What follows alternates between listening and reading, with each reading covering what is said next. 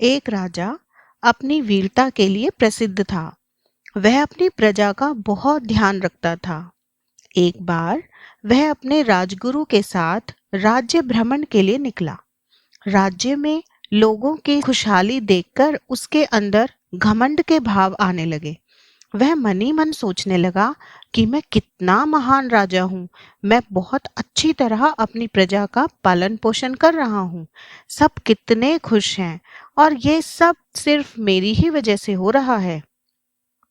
राजगुरु सर्वज्ञानी थे। वे तुरंत ही अपने शिष्य के भावों को समझ गए। उन्होंने फौरन उसे सुधारने का निश्चय किया। रास्ते में ही एक बड़ा सा पत्थर पड़ा था। राजगुरु ने सैनिकों को पत्थर तोड़ने की आज्ञा दी। जैसे ही सैनिकों ने पत्थर के 2 टुकड़े किए तो किसी को भी अपनी आंखों पर विश्वास ही नहीं हुआ।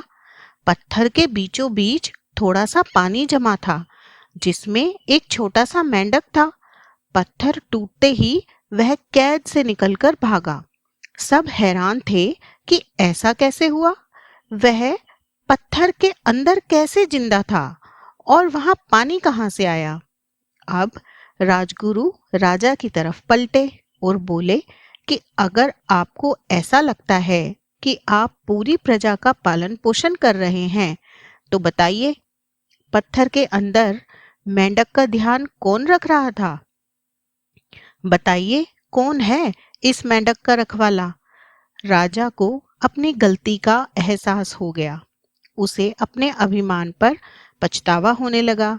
वह अब जान चुका था कि वो ईश्वर ही है जिसने हर एक जीव को बनाया है और वही हैं जो सबका पालन पोषण और रक्षा करते हैं। तो दोस्तों, कई बार अच्छा काम करने से मिलने वाले यश और समृद्धि से लोगों को अहंकार होने लगता है और अंततः यही उनके पतन का कारण भी बनता है। इसलिए हमें ध्यान रखना चाहिए कि हम जीवन में चाहे किसी भी मुकाम पर क्यों ना पहुंच जाएं, कभी भी अहंकारी ना बने और ईश्वर के प्रति कृतज्ञ रहें।